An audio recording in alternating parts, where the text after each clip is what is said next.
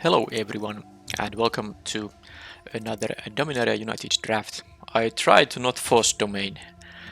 I mean, I will not force domain, but maybe I should have said that I try to not draft domain, but of course, because my previous drafts have been domain focused and I don't want to do the same archetype all the time.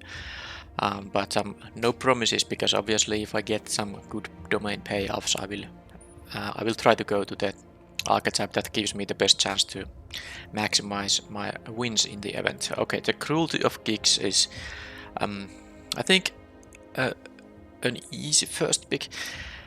There are good cards in the pack. I wouldn't mind first picking Strength of the Coalition, maybe even Queen Alenal. It's really good when you got the Go White deck, and the Extinguish the Light is still, I mean, it is a first pickable common, I think, but this thing should be quite good. You can start this at any chapter depending on what the game state looks like. And remember, the third chapter reanimates from any graveyard, not only from your own. So, there's a Phyrexian Missionary and the Aron, Benalis Ruin. If I could take two cards from the pack, I would take these two, and that would be pretty nice to try to go black and white route here. But yeah, it's gonna be the Missionary. It is not as, the mana cost is not as prohibitive. What's the word? Well, it's not as strict or demanding mana cost. This can be in any kind of white deck. This basically requires a heavy commitment to white, and also some commitment to black. So it's easy pick here. There is the tribute to Obok here, but which is the mono black option, but even that you want to be able to kick it. So I'll take what I think is the best card in the pack. Of course, I do hope that black and white would be open, so I don't have to, go 5 colors or anything like that. But we'll see. So this pack, not exciting. I'll take the Bone Splinters though. That's a good spot to pick that card, because I do want to be able to play my rare. So if black is sufficiently open, I'm not going to move away from it. This pack doesn't have anything that makes me want to hop into any kind of a different sort of an archetype, so I'll just take the uncolor pick. It's a fairly even power level pack. There were a lot of cards that are very close to each other in terms of their power level. Alright, so the Cult Conscript is now an easy pick. It's also very nice with the Bone Splinters, because you can sacrifice this for it, and at some point you will be able to return this for 2 mana. Yep, that's, I'm just trying, I have already decided I picked the card, but usually when you have time it's better to observe a little bit the pack, what might be open here. So I don't see any clear signal to any direction. Yeah, not much to learn from this pack, I guess. How about this one? There is, okay, I like the fact that there are these white cards. Now the Vanguard and the Fate Ponder are not like amazing, but the Protector is quite good. I will take that for sure. It's possible green and black and white will be open. Yep. And Toxic Abomination. Now it's a playable card.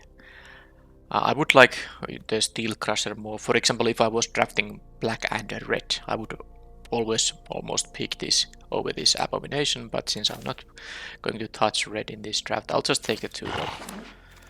And I'll do an Atrocity. Well, there's no white in here. There's the Automatic Librarian, which is not totally embarrassing. The Scry 2 is quite nice. Also, how many of these Sojourners have I passed? Could have been some kind of a domain deck. Although this pack, for instance, doesn't have any dual lands, so maybe someone is drafting the domain lands, and then of course this alone is a really bad card. Now, should I take the Atrocity here?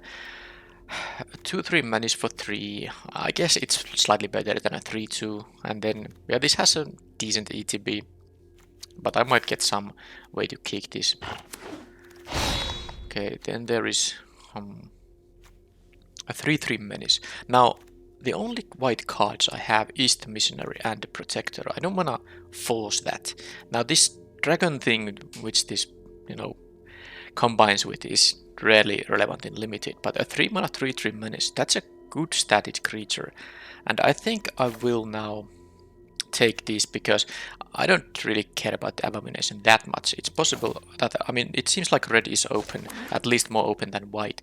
So I should observe that option. Oh, what is the strength of the coalition? That was one of my top picks from the pack one. This was the one where I took the cruelty of gigs.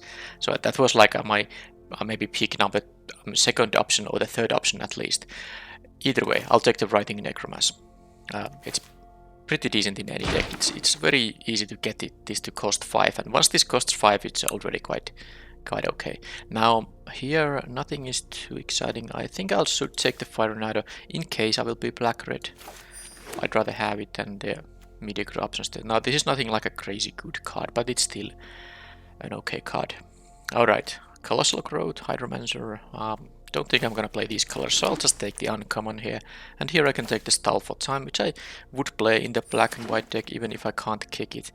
Codex, Apparition, I guess I could maybe like sideboard this in or play it even in some kind of main deck configuration. Alright, so I don't know about my second color. Does this pack, you know, give me more information about what to draft in addition to black? Because I don't think I'm going to move away from black. I have the Cruelty of Kicks, Bone Splinters, Cult Conscript, Writhing Necromancer. This is enough good black cards that I don't think I'm gonna move to any other direction. Now, the white card that I would pick here is a Griffin Protector, or maybe they take up the shield, but there is a Lightning Strike which is really good. So I think I will take the Lightning Strike. I can live without the Griffin Protector or take up the shield even if I end up black-white. But if I end up black-red, I will really be annoyed if I pass the Lightning Strike here. Alright, now there is a very good black and white card though. The red cards, not interesting. There's a very good green card. This is by far the best card in the pack. There's nothing from black except for the Bone Splinters. Yeah, I mean, if I somehow found a green lane in pack 1, I would be really rewarded about it now, but well, I'm not taking this one. I think I'll just take the best card because this would... Now I have a good start for a black and white deck and a good start for a black and red deck. We'll see at which point I will actually, you know, commit to one of those. Well, not in this pack because I'll just take the Extinguished Light and still keep both of those options open. And I don't look to draft any kind of a 3-color monstrosity. It's pretty much going to be either white-black or black-red. How about this pack though?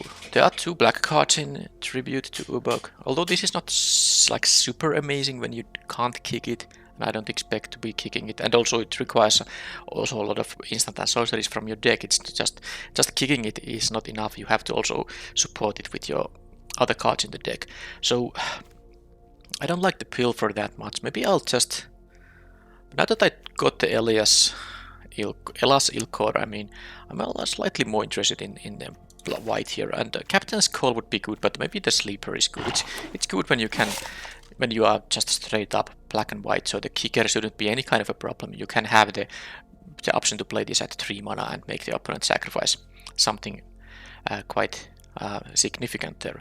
I'll take the Love Song of Night and Day. I like the fact that the read ahead is great for this one, because sometimes you just don't want to give the opponent the 2 cards. Sometimes you really need to hit your land drops or something, and you don't mind that both of you draw cards.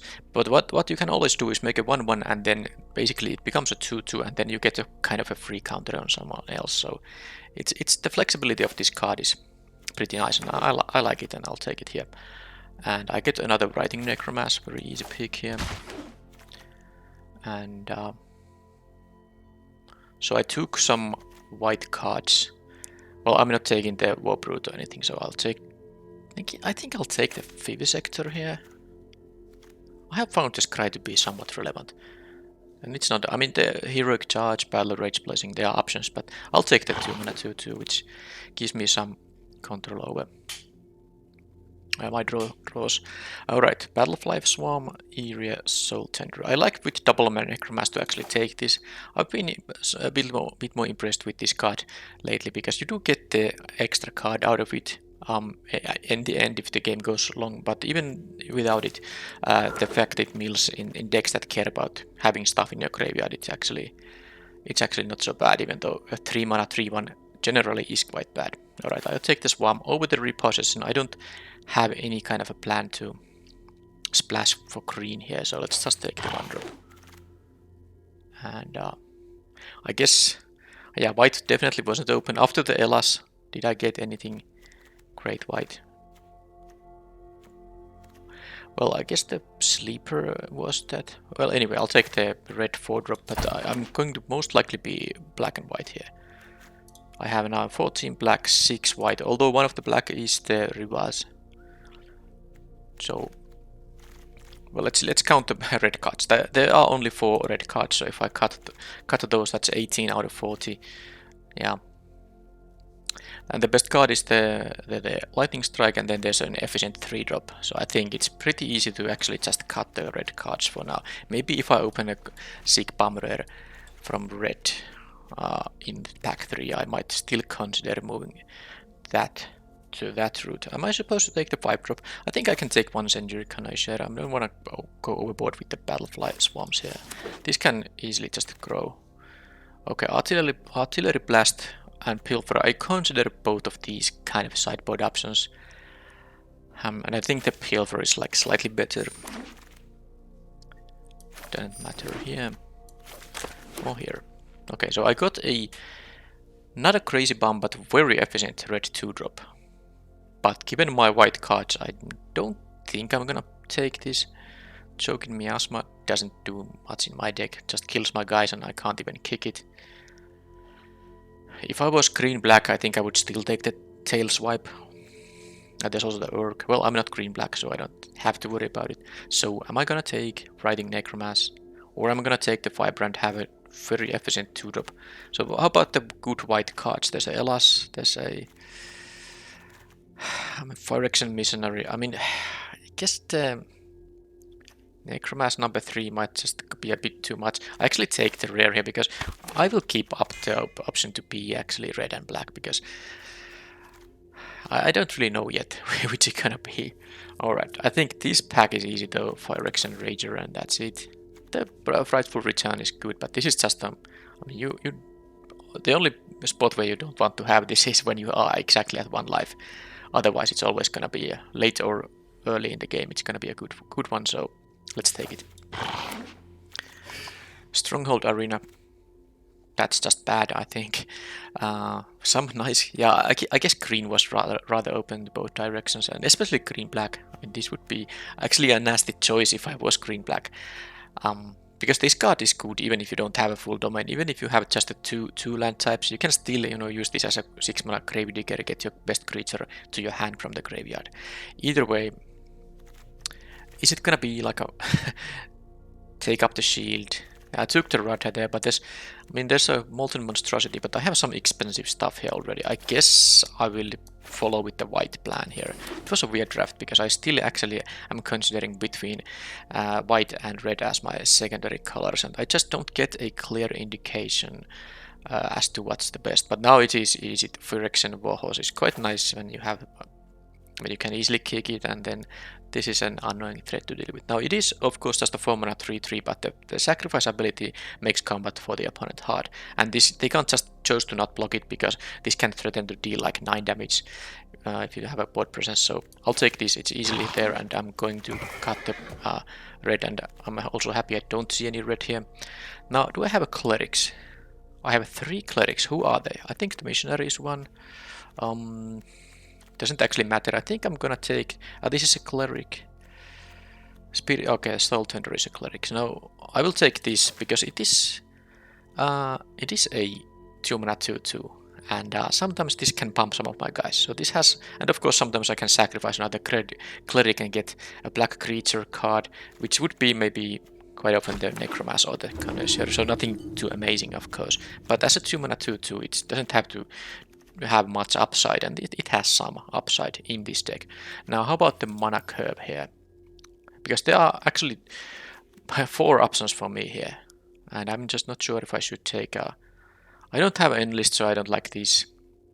Massacre Cavalier hasn't really impressed me too much. I think I'll take the card that is not so great, but at least can deal a hefty amount of damage in some occasions.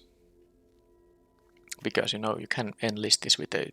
I guess this deck doesn't actually have a lot of high power creatures, but I can enlist it with a 3 or 2 power creature and deal 4 or 5 in the air. Now, this with double necromancy is something I don't think I'm gonna play, but maybe I'll still take it. I can't kick it even.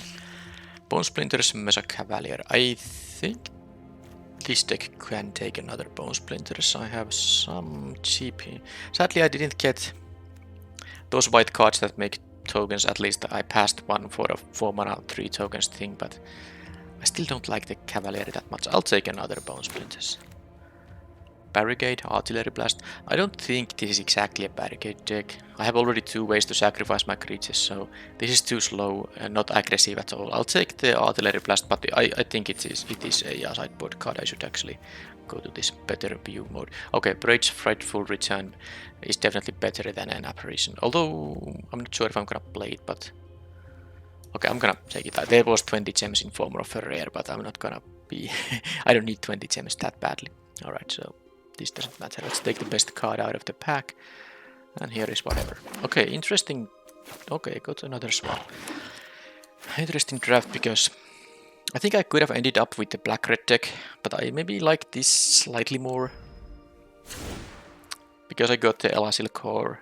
Even though I didn't get that much, you know, payoff for being white after this pick. But they weren't that great red cards either. There was the Firebrand, which was pack 3, pick 1.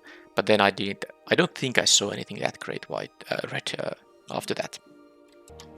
Okay, so the good news is that this is not a domain deck once yet again. So this is a deck that has only 2 colors. I don't even have any of those common duals. So they were pretty contested in the draft. I'm happy I didn't go to any kind of a domain route. So that was the good news. Bad news is that I'm not sure if this deck has what it takes to win. I think I followed the draft as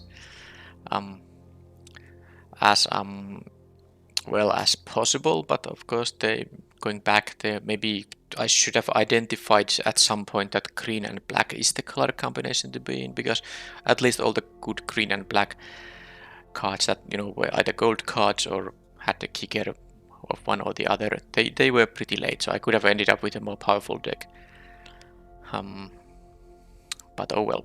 So let's make some cuts in here. Don't think I need something like a...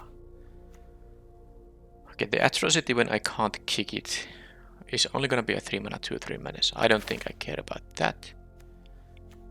I don't think I want to main deck the Apparition here. 2 mana intensive.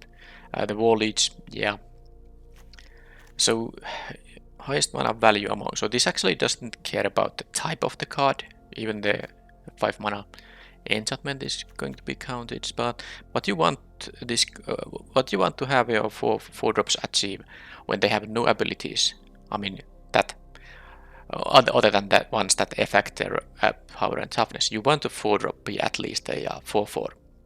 A 4/3 vanilla, a 3/4 vanilla. Not worth paying 4 mana. They have to do something else. A 4 mana 4/4 is an acceptable 4 drop. Not amazing, but an acceptable one, and this of course has the upside of being able to be a 5/5 or a 7/7 as well. But how many times this is gonna be smaller than a 4/4? And I don't have enough like self-mill stuff or anything to make this consistently gonna be bigger than a 3/3 even, because of course as a 4 drop this is just, I mean, sometimes you can't even play it as a 4 drop if you have no creatures in the graveyard. I mean, no cards in your graveyard other than maybe lands.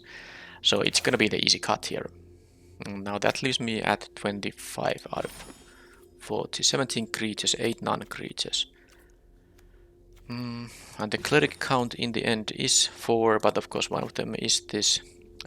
Oh, sorry, the Shadow Right Priest is one of them, so this... So I have 3 other clerics that this thing combines with. Don't think the sideboard has any. Nope. So now I still am going to make some cuts. Of course, I won't be playing 15 lands, and I don't think I'm going to play just 16. It is quite unlikely.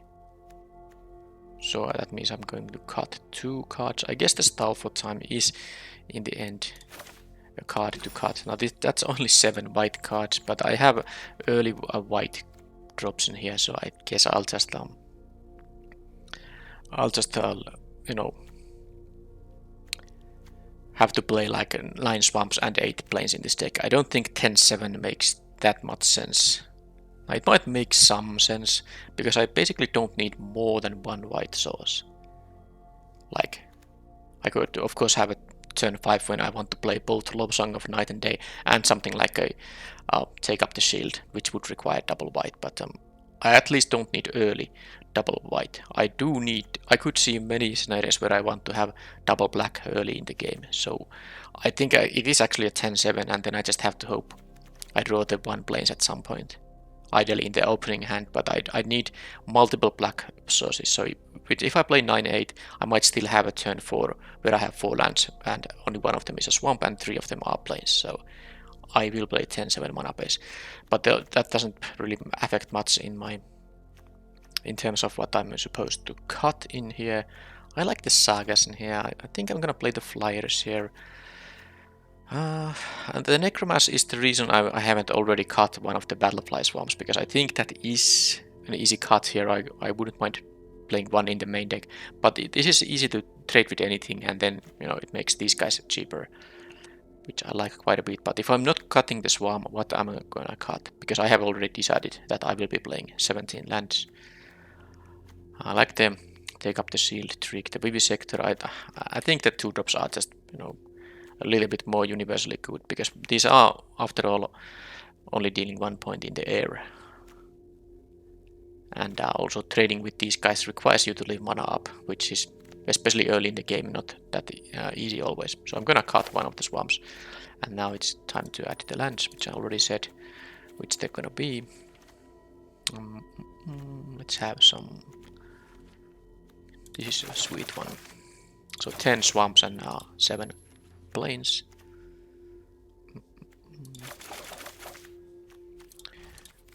Yep, that is the deck.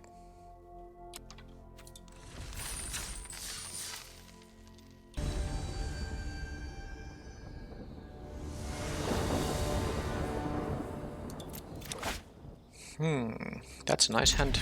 Of course, does require a 3rd land at some point, but I actually have 3 castables already.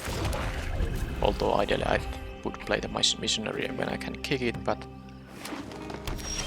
okay, there's the land already. So whenever another creature, yeah, this should be played first. It's also dead, but so if they have like something like a 1-3, I can still attack into it. Right.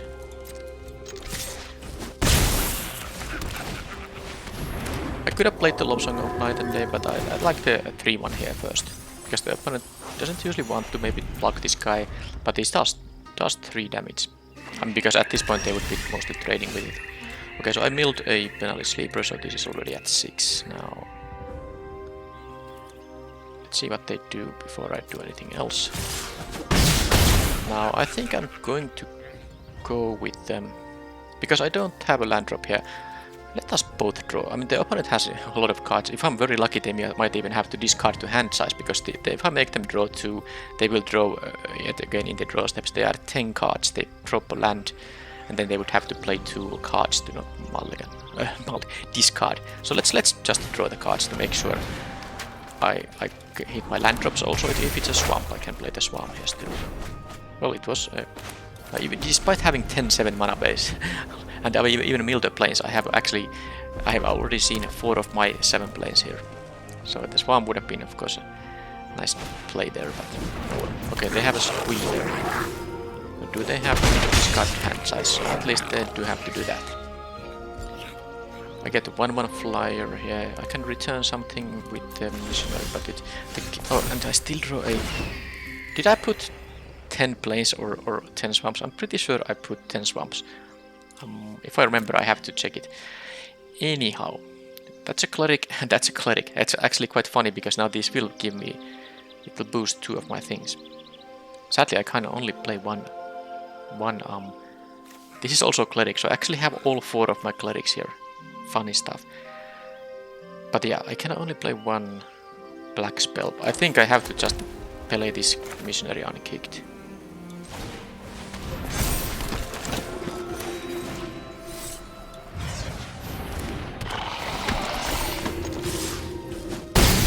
Now, whenever another creature you control dies, they lose. So I can... Alright, well, they just can't do anything. Also, I had chapter 3 coming up here with the Love Song of Night and Day. So 2 counters somewhere. Okay, so mana, yep, that is 10 swamps and 7 plains. I just happened to draw 1 swamp. I draw or see 1 swamp and 5 plains, despite the opposite of, you know, the direction, the fraction of these lands go. If that's something you can say like that. Alright, so did I learn anything? It's like domain, there's Jodas Codex. With, I'm not sure if, well, they have 2 mountains, so the red has to be one of their main colors. So what does all this mean?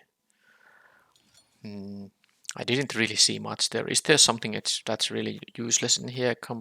Based on what I already saw, it's very hard. Maybe some of these 2 drops, but these all have some function. Even the Scry guy. But I also want to be aggressive here, so I think I won't be making any changes this time. I will want to see more about their deck.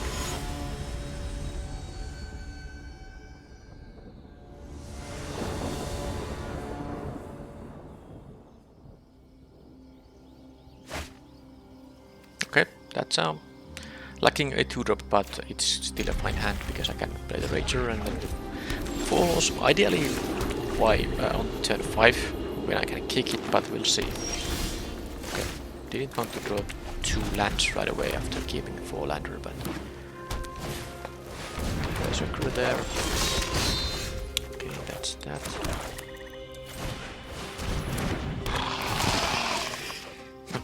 More lands. Oh boy. 4 draws, 3 lands. Right, well that has to die. That's really good with the end list there. And 5th land.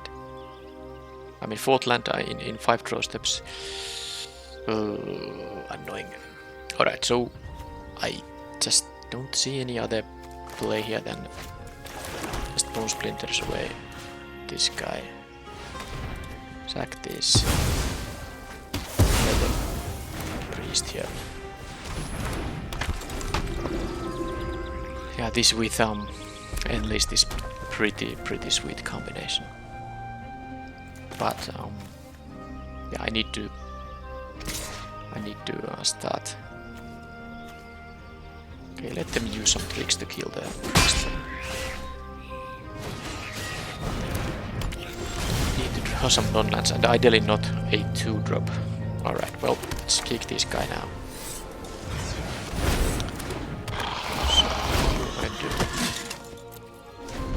So if they are gonna enlist the Berserker, it's gonna be 6 power. If it dies, it deals 6 to something.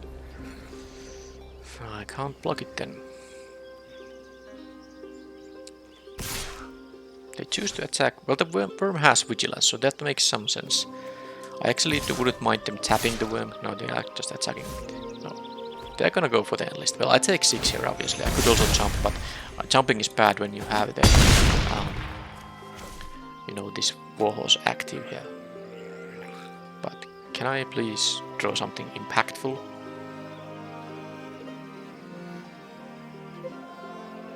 Because this is a race I'm losing. Another rudder. Okay, so they are red-green mainly. Okay, well this is really bad because they're gonna tap this. This is gonna be horrible. This is gonna be horrible. I have nothing here. Don't have a clerics either, so they can't get my death touch with that. Taking here 2 life loss is bad, but I must just block with the warhorse, try to get some kind of a good block. I can make it into a 6 or 7-5 actually, but we'll see. Okay, double Radha. That is really nice. So they can enlist Radha, make this into a 4-4 and then give someone based on domain, isn't it? So that's only 2 at this point, but still. This is rough.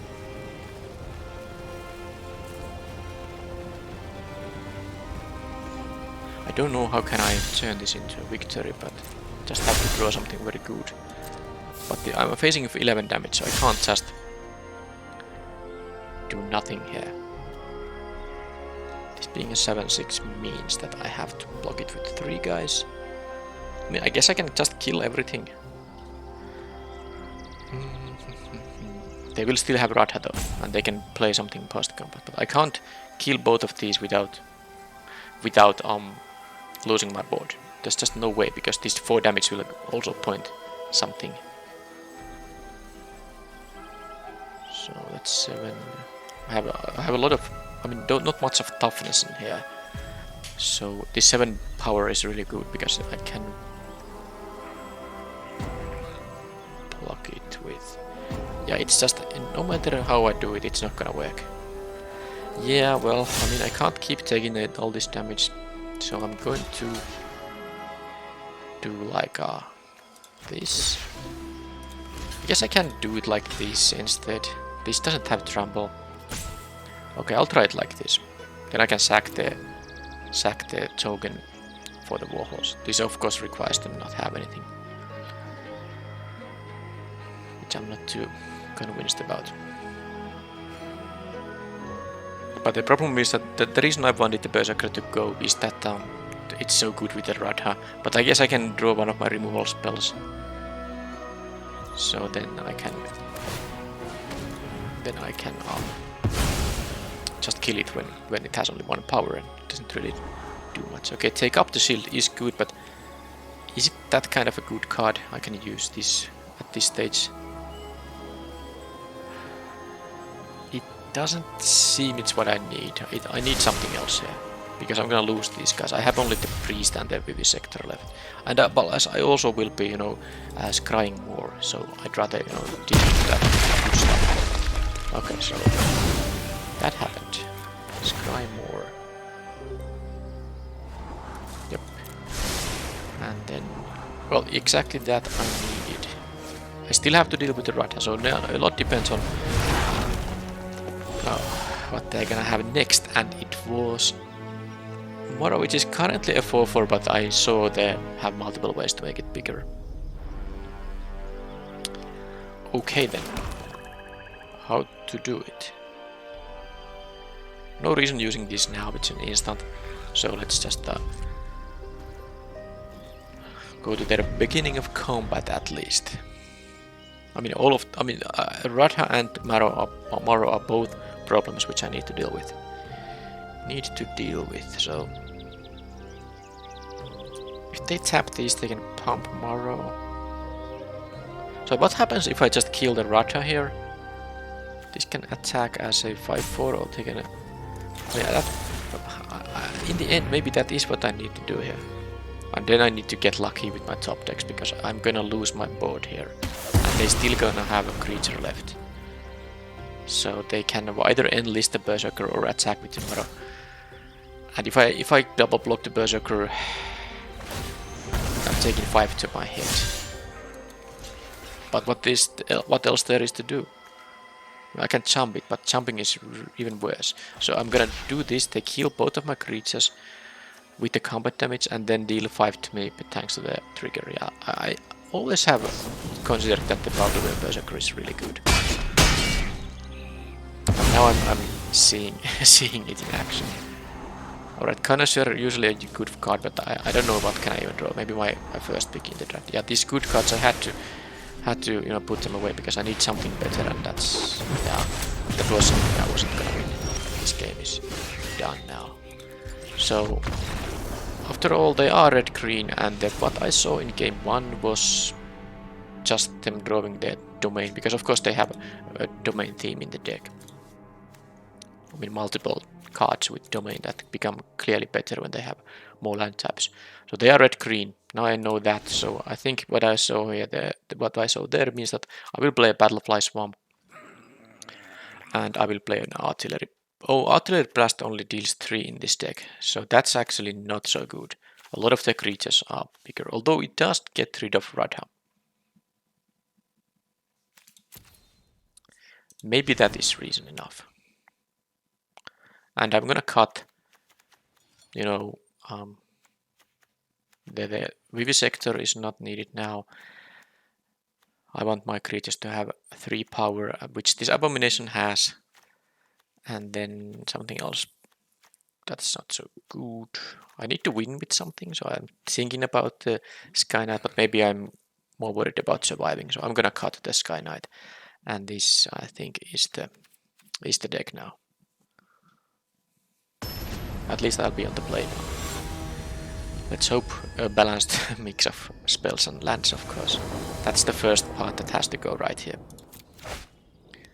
Which it might. Assuming the same doesn't happen, and after keeping 4 lands I draw mostly lands. I have a 2 mana play. Okay, opponent does mulligan.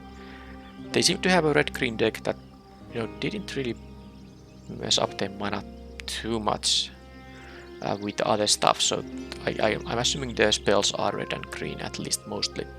And their lands are going to be able to produce either red or green mana, even though there might be lands that tap for other colors for domain purposes. So are they gonna keep 6? So they are thinking now for quite a while. Okay, they didn't go to 7 at least. They found the card to not play.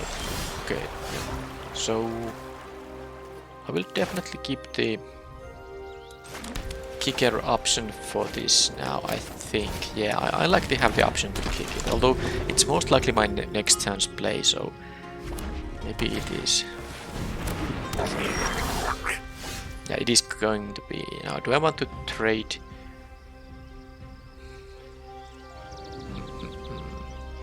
This is interesting.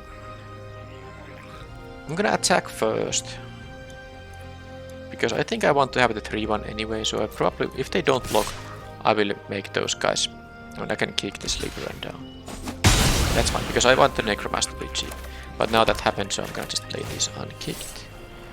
Kicking it now would be horrible, because I would have to sacrifice him. So if I wanted the other way around, to, you know, trade this with this guy, then I would have played this pre-combat and attack for 2. But now I can just... okay, they got their green mana there. I'll play the Protector for sure. Now I am the aggressor, which is very good.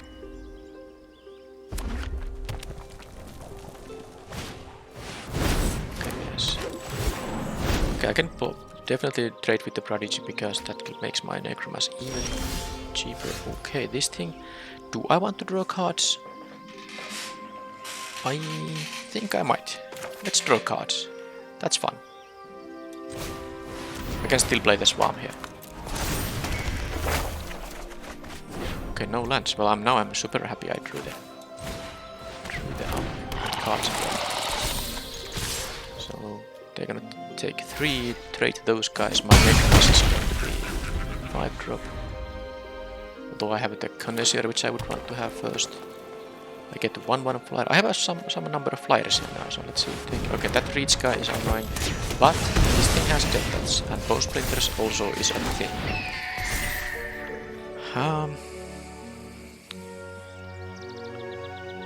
I wouldn't want to sack a flyer, but I'm not going to sack the Pilgrim either. I'm definitely... Now that said, I don't have to kill this on this turn. This is already a 3/4. It's going to be bigger. But it would be... and they can't block this. I mean, this has death touch, so...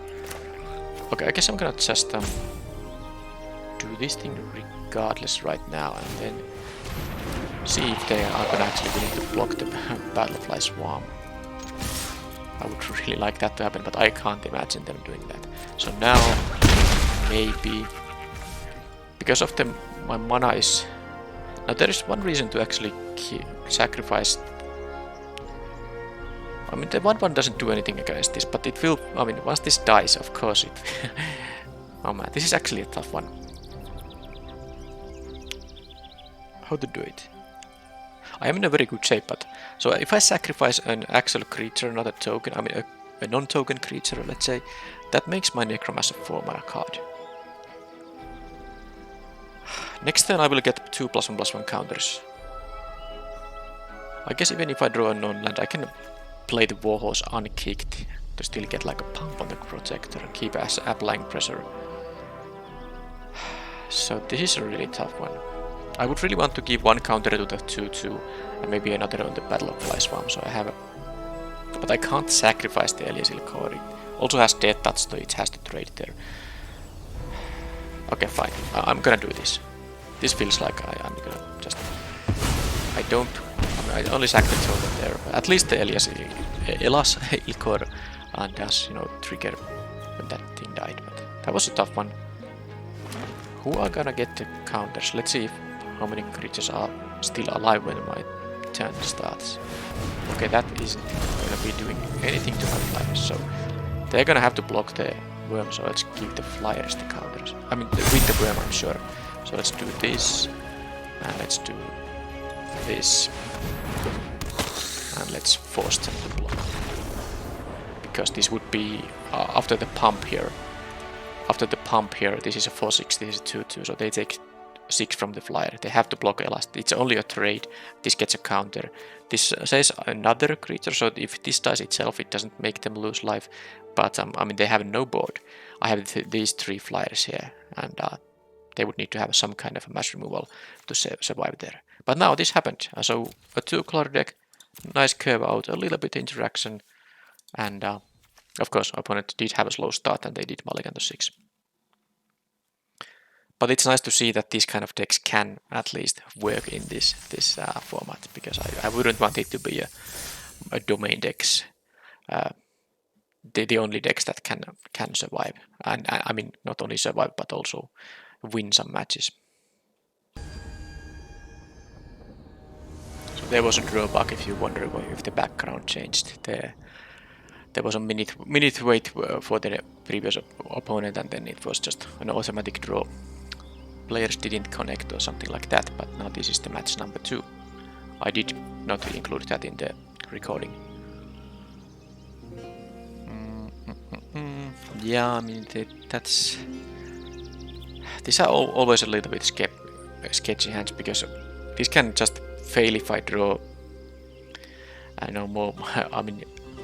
Well, let's say in the first 6 draw steps, if 3 of them are lands, it's still gonna be pretty annoying. But then again, mulligan is pretty risky. I have a 2-drop, and I have a card I can, you know, play maybe turn 5 or so. So I think I'm gonna keep this, but definitely any of these lands that would be replaced with a spell would be so much better.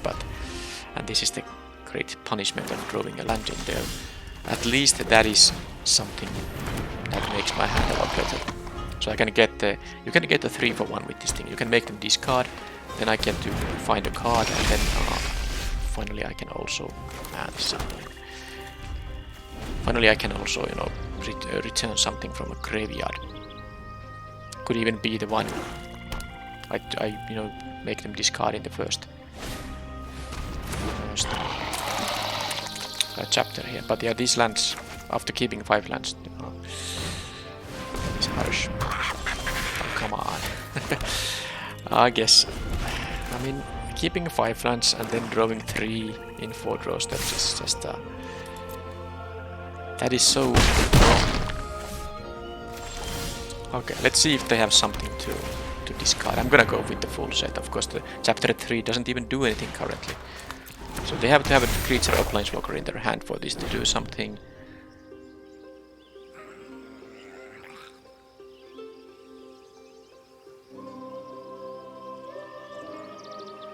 Okay, they have a Writing Necromancer and an Elfheim Worm. So that's something I'm gonna reanimate that stuff. Reanimate that stuff in chapter 3. There's also an Extinguish the Light, by the way, which they can just use to kill my stuff, but I mean, they can cast the worm right away. But if I make them discard the worm, they actually the Necromancer is gonna cost 6, and if they draw an untapped land, they can also cast that thing. Well, maybe they don't draw a land. So no attacks in here. I will have to take now 3 more damage, and then I take 3 life loss to get the card. Okay, they found a land. So I still take all the life loss here. I won't jump block right now. But now, of course, getting a demonic tutor is quite strong. So what is the best? So I have my own Extinguish the Light in here, for instance. I have the Benalis Sleep Ranged, but that's not so good.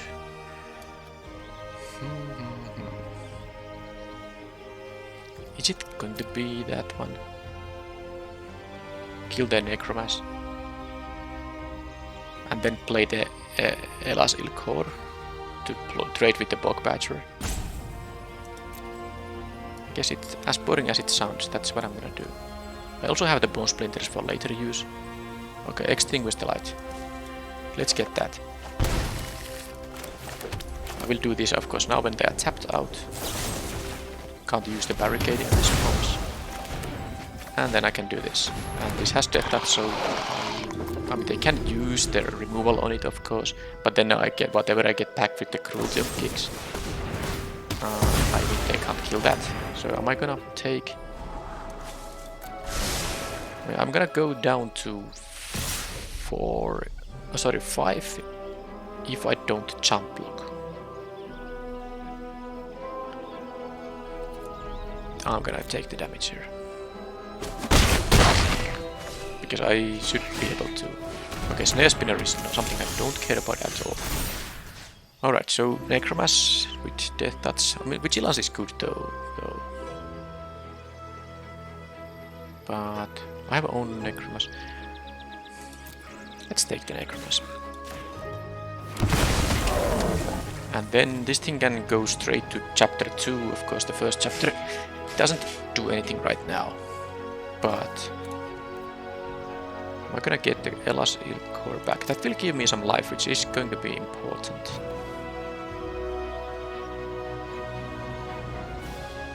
Or I can just play the second Necromas, of course. Huh. I mean, I guess it does cost more mana, and it will cost even more if I use the return thing, so let's do that. And now I have to also... this says owner, yeah, this is the owner, is my opponent here, so I'd rather this die. If someone, I mean, if I get to choose which of these die, I'd rather take the one I own myself, so it goes to my graveyard and I can return with the frightful return.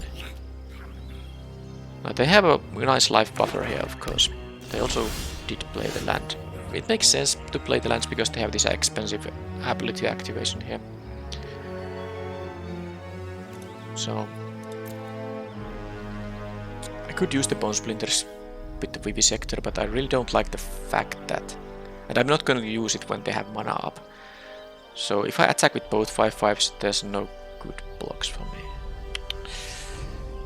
I mean, I guess I can still use these and get the Elas Ilkor back. Maybe that's what I need. It can then trade with the Bog Badger, I guess. They can't take this like many turns. They can also block and draw, which is not necessarily a bad idea.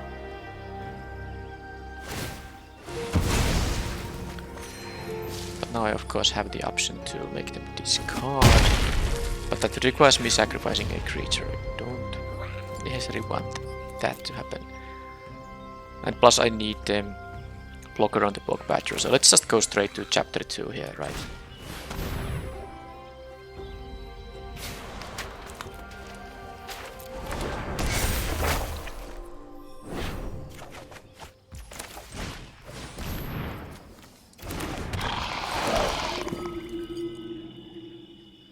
No, not gonna use Bone Splinters when they have the barricade up. That said, I maybe need to just use this right away when they have tapped out. It would be miserable to give them a card for that. Oh, they have their own cruelty of kicks. Did they have to draw such a card here? At least the chapter 1 doesn't do anything to me. And now if they... let's see if they have a land drop, because they are currently unable to use the Gibbering Barricade. And I will use the Bone Splinters now, it doesn't really... yeah, now that they can't. But problem is, of course, they're gonna find any card in their deck. Are they gonna sack or let me draw a card? Let's see. So they have to sack a non-token, non-land permanent, or let me draw a card. And in that case they will also lose 2 life. So I got 2 things now. Let's first attack with both the Necromancies, right? They're gonna get something amazing here. But it'll cost them always 3 life. Yeah, I'm not attacking with the Elas here, I don't think it would trade with the vivisector only. I don't like that. But these they have to double block and lose both blockers if they want to. You know, make me lose a Necromancer. Now they will get the chapter 3 of course, but I have a bonus sprint. Okay, they just jump there. That is interesting actually. I like that they jump there. Now, I think the bone splinters has to happen now. But what is it gonna be? Because they're gonna be having easily 7, I mean, out of the 7 lands, 3 up. Problem is that the bone splinter is gonna be so good when they get something back with the cruelty of Gex. Well, I'm gonna do this anyway, and the Coalition Sky Knight anyway. They know about the land, so I might as well play it. And I don't need plays here, any white mana, so let's do this to gain some life points. And now bone splinters can kill, I mean, the barricade, I guess. Just don't like the fact that they're gonna get something back. I guess I could kill the Battlefly Swarm because my Coalition Sky Knight can deal a lot in the air. Okay, let's do it. Let's get the final scry out of this thing. Protector as a random draws go. I mean, this is probably something I would be happy to have, so I'm gonna keep it there. Yeah, without them. Well, let's see. Maybe their deck doesn't have anything that great. They have these 5/5s to deal with anyway. I mean, like a spot removal isn't that good, but they can have, of course, something that gives them massive card advantage or something like that. So they have now. They got a couple of scries there. They have. I actually didn't see what was the final scry, top or bottom. I was focused elsewhere. But anyway, they have now whatever they drew, and then did they drew that, or did they? Okay, I mean, one of them is the card they fetched. I can't imagine them getting the Blackbird Crusher because it doesn't have reach. So this seems quite good now. I mean, if that was the best thing they can get. Now, before I let anything die, they're gonna get something back from any graveyard, a creature back. So currently it is gonna be like an Elfheim Worm or a Battlefly Swarm. So if I allow them to kill any of these necromancers, they can get the necromancer back. But they would have to lose 2 creatures to do that. They can't even jump and draw, so now is the turn when I think I should do that. I don't care about them ever attacking with this.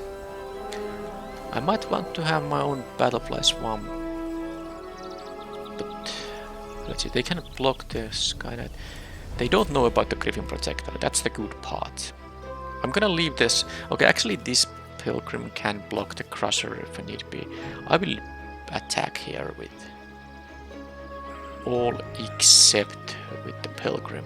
And then the Pilgrim can block the Crusher and the Protector can block anything. So let's do it like this. Just attack. I think this is gonna be blocked with the Swarm anyway.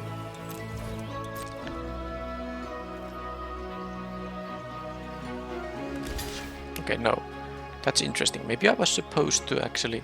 No, I don't think. Okay, they actually are letting all of those go. That is really sweet. Because Death Touch, of course, I can deal 1 to each of these. Right, well, that's not... I do lose both of my Necromancers and they are gonna get a Necromancer, but they lose 13.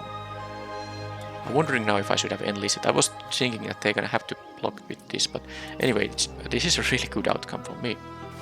They also are gonna take some life loss here because 2 of my guys die. They're gonna actually go to 3 in the end. They get some scries, but scry isn't drawing. They can set up one good card, and if the best thing they were able to get with the Cruelty of Geeks was probably just a Battlefly Swarm. Not sure they can get anything that great. Bottom, and the final one goes on bottom as well, so they didn't like any of that. So they are gonna draw a random card and reanimate the best creature from any graveyard. But I mean, what? None of these creatures can actually deal with the board I have here now. Yeah. I mean, can't deal with enough of these creatures to make the attack not lethal. Alright, so they are black and green. Multiple Battlefly Swarms here.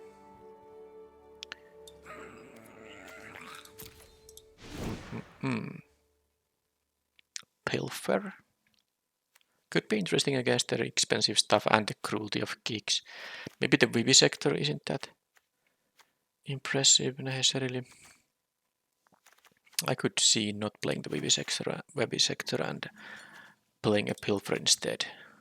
Might be the... And I will have my one of Battlefly Swarm here. They had these big creatures too. I can easily deal with them with the Swarm, but I don't think I need second copy.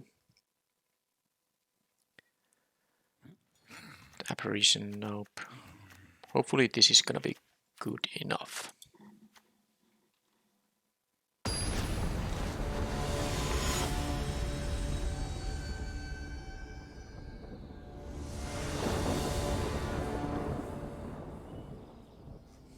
Okay, well, not 4 lands or 5 lands, but no planes either. I have an Abomination I can play, a Soul Tender I can play if I draw any land, so I think I'm gonna keep it. And of course, once I get one of my 7 planes, which I have only 7 in the deck, I can play this Kicked, which, you know, could be relevant or not. Hard to say. They might have a sacrifice for example, this kind of stuff. At least it's a 3 mana card I can cast, even if I draw just a Swamp here.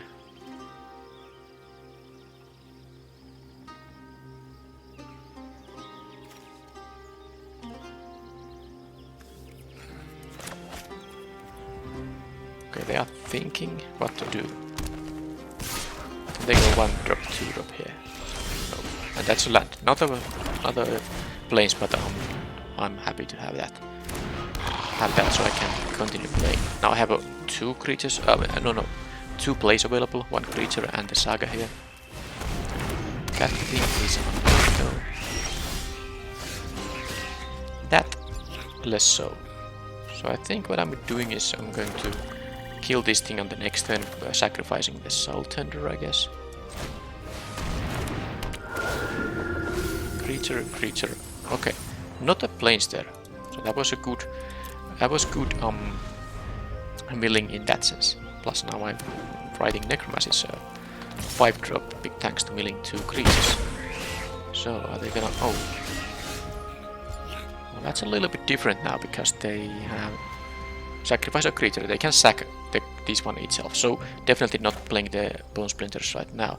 This is a nice wall somehow against all of my creatures, but I guess this is fine. Maybe they have the formula while they kill the Protector. But we'll see. It's really annoying to have these 3 power creatures and not being able to attack.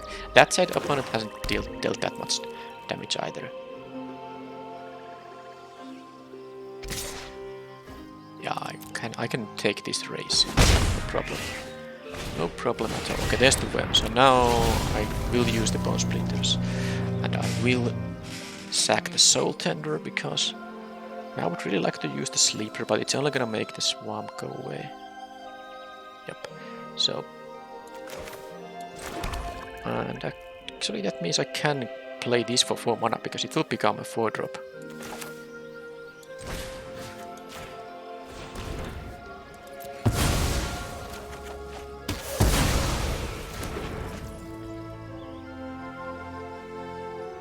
Yeah, still this 3-2 isn't doing anything, but then again, I have a 5-5 now.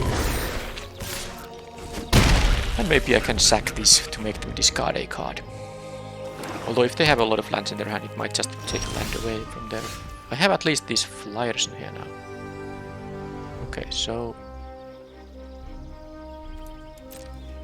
they can... yeah, I mean... I didn't play anything pre-combat for a reason, because I think they're gonna trade away the Swarm, and then I can play the Penalty Sleeper, and then they have to... oh, are they gonna... They have something on the barricade, right? They can draw a card from the barricade, of course. Battle rage thing, sure. Sadly they have... I didn't like the fact that they have the mana still available, so... Yeah, I could play the Benali Sleeper, but they can respond by sacrificing the barricade and drawing a card. Yep, not gonna do it now. I will play the Sky Knight though.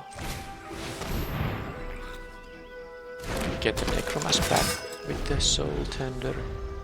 Yeah man, my turn to Abomination is really embarrassing here. Oh, a 2-mana Necromass. The problem with this thing is that if I choose to kick it, then they can, sacrifice this, draw a card, and then of course I still have to sacrifice a creature. It's not so great at that point. But this 3-2 now finally contributes to something. It can be enlisted. So let's see if I can deal 5 in the air, or at least my Necromass will be a 1-drop after this. Yep. And sadly they still have the 3 mana. I guess I'm gonna make them actually discard now, right? I'm gonna make them discard. The 3-2 isn't doing anything here, so let's make that. It might be just a land, but then again, it might also be a spell. So, because the Abomination doesn't do anything, I will sacrifice this thing. This is also a May, so if they, let's say, if this is a spell they can cast now, then I can choose not to sacrifice. Okay, it was just a land, but I have a Necromass here. They are now top decking here. But I can get another Necromass back with that thing. The Blight Pile, sure, but that's not... Okay, and I kind of forgot, that's also a thing. Let's get a Phyrexian Missionary. Even though it's not that amazing, I could just take another... But I can, let's see, 1, 2, 3, 4... 1, 2, 3, 4, 5, 6, 7 creatures on my battle on my graveyard. So yes, I can do this and still play a 1 mana. Unless I'm mistaken. I do have 6 here, like 1, 2, 3, 4, 5, 6 creatures makes Necromass into a 1-drop, so I can kick it. I might as well do it right now. Although, if they're gonna double block, I'm not gonna use the Extinguish the Light. I'm happy to make them lose both of those. But I guess, well, whatever. Okay, whatever, let's do it like that. Like this. Get a... I could take a flyer, but I do like my... And especially, I would like the 5/5 Death Touch and I can just cast right away. And then I will... Oh. And I know you realized it. Of course, when this goes to my hand, I can no longer... Oh. Wow. So when this goes to my hand, I could no longer... No, I didn't have 6. I had only 5 creatures on my graveyard. But now that the opponent did actually go for the double... I'm not convinced that was the correct move from them, because that allowed me to actually cast this. Now that said, they didn't know I don't have a land drop. So that was like a Necromass doing its thing.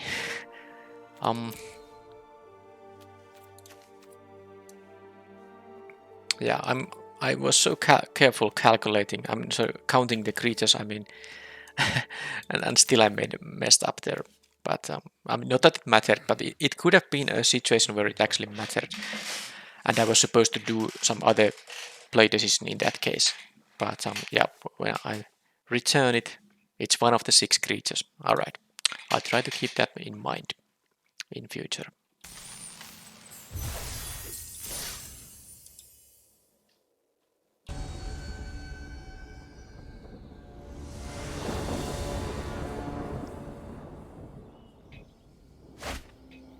Okay, great hand, finally. Now I can even afford to, get a streak of lands or non-lands. This hand is gonna play out quite nicely here now. Herbalist. Play this guy. I won't be trading with it, so they're gonna get their scry and life point. This is more valuable. Has a death touch around with the triggers. Okay, bright. That I don't like. I guess I'm gonna kill it very soon. And now I guess I can also... Well, Sleeper is only going to...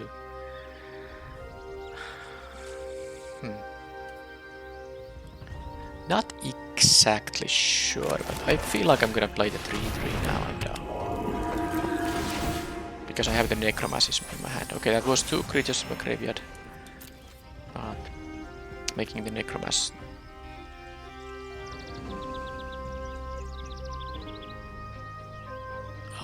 cost lower amount. I'm just thinking if I should attack, because they are not attacking with the Brides if I have the Soul Tender now. If they attack with just a 2-1, I'm still not going to block with the Elas. So, and I don't mind trading with the Brides if they choose to block. So let's just attack. Can't imagine them blocking though. But unless they kill the Soul Tender, but even in that case I take 5. I think it's okay. Sector healing damage. So this is a mirror match. Not much domain nonsense going on. Well, they're getting their scries after. But yeah, I'm going to make that there. I'm a bit sad about the Sleeper not being that great now that they have sacrifice border here. So. Okay, I could sack a land. If I decline, I lose 2 life and they draw a card. So it's not the craziest idea actually, because I could sack a land here just to prevent them drawing a card. Because I can play the Sleeper now. That said, I do want to kill the Horizon Nightmare too, but they're just gonna keep sacking lands maybe. Fine, decline, they get to have their draw. Okay, and there is a Bone Splinters.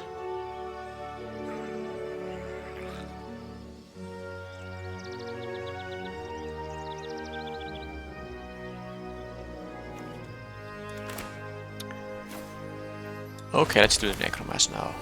I think it is time to go to Necromancy. Now if they're gonna continue sacking lands, I can sack my own land. If they sack a creature, I don't mind them sacking a creature and drawing a card for that. It's fine. Now let's hope they don't have a removal on the Writing Necromancy here.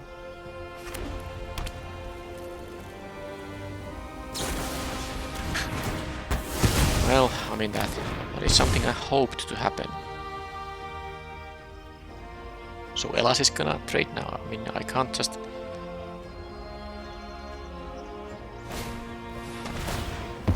Interesting. I mean, I was actually considering trading and they chose to use a card in addition to creature to get Elas. Really interesting. I'm gonna sack as well.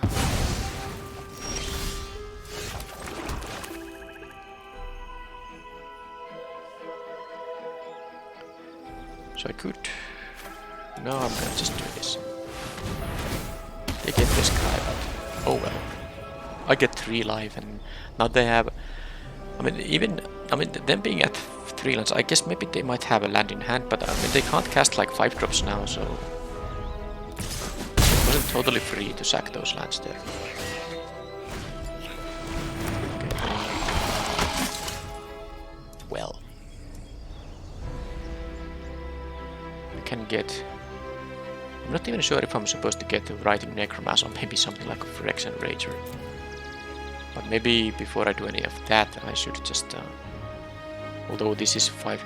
So okay, now let's do the creature count again. Let's not make mistakes though. 1, 2, 3, 4, 5 is the current creature count in there.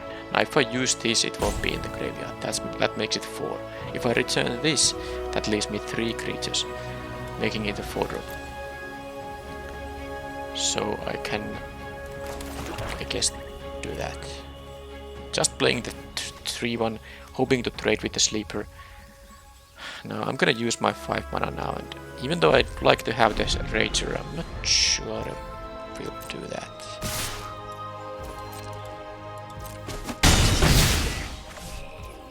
Problem is that the Rager draws me a card, whereas if they have a removal, this just dies and then that's it.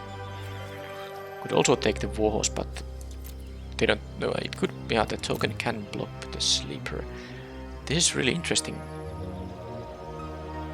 I feel like the Rager is better still. I want to draw the card while being able to trade there.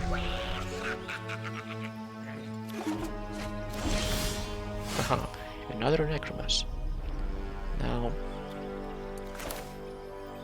let's do this first.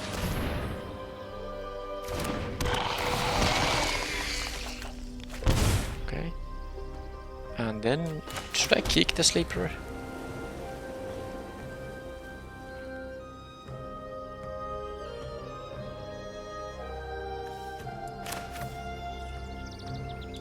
I'm gonna kick the Sleeper. And guess having a 2/2 is a little bit... I mean, it's really could be either of these. I don't get to see the decision, but I assume they're gonna leave the Scry guy. Yeah, let's sacrifice the Sleeper here. They actually chose to sacrifice the Scry thing. So now they wanted to have a 3/1, so maybe they have a removal, they can kill this, attack me down to 5.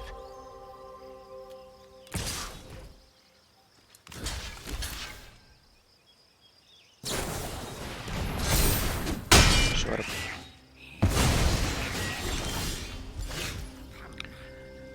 Well, so... God, I have to do this. I have to do this. I can still take the 2 life loss there at least. So now, Connoisseur, yeah, this is not so bad. Because even if they kill one of my guys, I can still block this thing. Alright, so it's time to start attacking, isn't it? Sadly, this Guardian of Nupenal is really annoying. Maybe I have to kill the... Actually have to kill the Sleeper. I think, yeah, I should have played the Connoisseur first. But I'm gonna actually have to... Yeah, they have a card in hand, so they can make the Nupenalia thing. Yeah, I should have played the Connoisseur and then attack, but I didn't expect them to block. But either way, I'm gonna do this and then kill the Sleeper with Bone Splinters. There's not much. Because when this attacks as a 6/2, they can just, you know...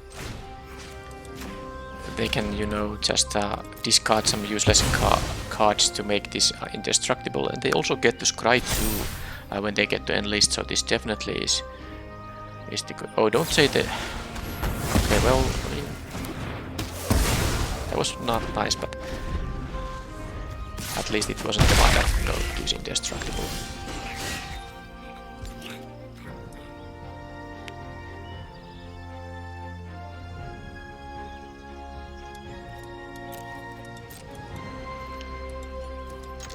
They top deck another spell. Alright, I'm gonna get a card, creature card back. I have 4 mana left.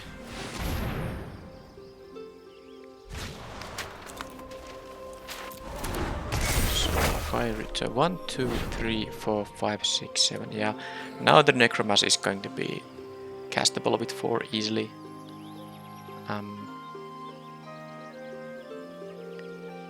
Yeah, I would like the Rager, but I think it's time to take the big creature now. Oh, they have, of course... Ah, sorry. They have this discard ability. Yeah, it doesn't mean that they have a spell. They might have a land. Yeah, this gives them priority all the time, as long as they have a card in hand. But now I'm actually dealing 10 here, so, well... I mean, they actually are gonna lose 2 life if they choose not to sack either of these guys, so that's actually pretty sweet. They do have to still block one of these. Yeah. And I can give my guy a lifelink. This should be now very good. Now they can make the Nupenalia indestructible. So they can jump block. But I think I should just let's make them discard first, and, because I can gain 6 life here, so I should do that. Just in case that if they find some kind of an annoying way to damage boost. Now I'm at 10, so this should be a really good situation. Unless they are really keeping, if they keep drawing great stuff there. They still attack. Interesting. Well, that was definitely a good draw. Oh man. Well, it doesn't give them that much time. They have to block both of these, so they can leave themselves. If they take the 2 in here, they will leave themselves with 5 power. Yeah, I should attack everything. So hopefully they don't draw a good card next. Because now they just got an extra turn. That was a time walk, basically. Time walk there.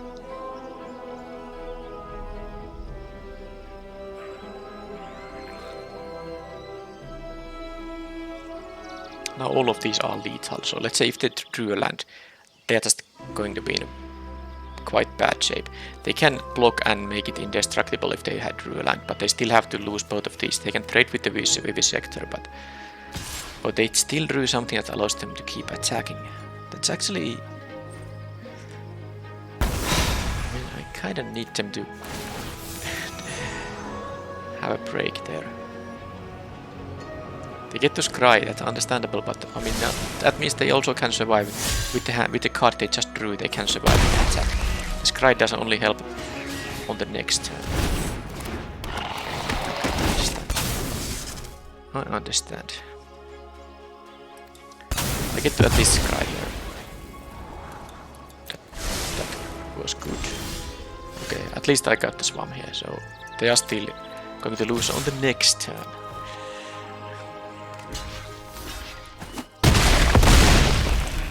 I have a blocker here, which I'm going to use if they attack with this thing. Yeah. Now they stopped. I think they did scry both to bottom there when they got the scry 2 here. But that was a little nasty. It was so good, looked so good for me for a while, but then when they had the captain's call, they got kind of back into the game, but to be fair, they would have needed multiple great top decks back to back in order to actually win there, so it wasn't really that bad, but could have been. Alright, so artillery blast seems like if they have this kind of a deck, I think, because I can kill basically all of the guys with the artillery blast. That's just good removal, I should take it maybe. How about the pilfer? How good is gonna be the Battlefly Swarm? I don't think it's that great in this matchup. About the Pilfer, I don't know. Is there something I want to absolutely get rid of in their hand? Something expensive or a trick or something? I don't think that is the case. So stall for time doesn't seem that relevant here. 2, 3 for 3 now. This is it. I put an artillery blast in to have a bit more removal and took this 1/1 flyer away. Okay. Well, I have 2 games here. Even if I lose this one, I can still try to win the next one. And this hand is quite good. And finally I get to do the Bone Splinter's Cold Conscript thing here. The land also right away here is really nice stuff. So I'm going to just attack. They are not gonna block, but I'm gonna block with the Vivisector.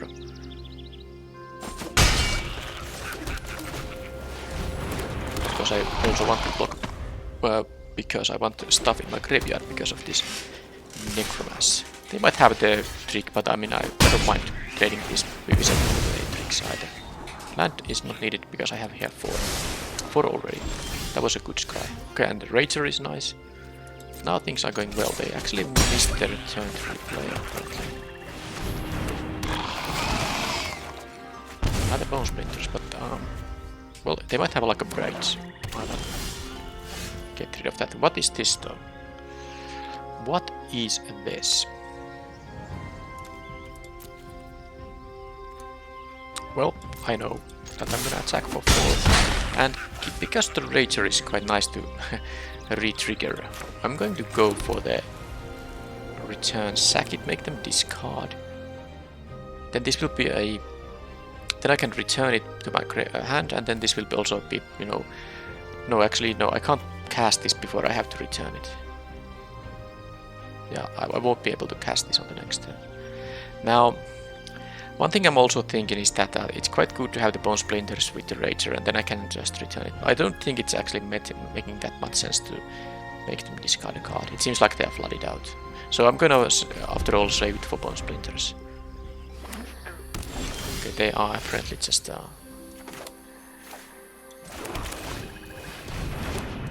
flooding out. That's just they haven't done anything. They played a 2-mana spell, and that's it. 6 drop. Maybe they have a Writing Necromass. Alright, no, that's not going to help them too much. So... Yeah, I mean, usually you want to get rid of the Cult Conscript, actually. So maybe I will do that. I have another Bone Splinters there. And then I can play the Griffin Protector and they go down. Yeah, I think this should be... Yeah, now this was a game where opponent had a bad roll. I had, you know, some this. Now this was clearly, I mean, they had a turn 2 play and turn 6 play. That's not how you win games. Okay, so a 2-color deck finally went all the way. Not even a splash, not a single common land. I mean, only basic lands. 17 basic lands in the deck. Didn't even get the uncolored dual, which I of course would have wanted to play. Convenient black and white uncommon here as a random reward. Alright, so 3 wins with this deck, and yeah, the Writing Necromancy, I definitely didn't respect this card enough early in the format. I just considered it too expensive, 5/5 Death Toucher. But it's not hard to fill the graveyard, even in normal, without even having any synergy pieces such as the Soul Tender. But yeah, this is a pretty sweet card. Connoisseur didn't get to shine. It 8 removal all the time. Sky Knight, still not a big fan of the card, but I think it's playable. Didn't get to threaten any big boost pumpings with this Warhorse, because I don't think I even cast this more than, was it like once in the event? Nothing much else to say. It was just, you know, pretty regular limited deck with care about plan and some removal, and that's sometimes all you need to win all your matches. So I have been actually having a quite good run of these trio results, because I haven't actually drafted any unrecorded drafts with this streak of trios. So this is actually a legit streak of trios. Was this like a 4th in a row? Let's hope it continues in the next video, which I hope you will also be checking out when it comes out. So I will see you then. Thank you for watching, and bye bye.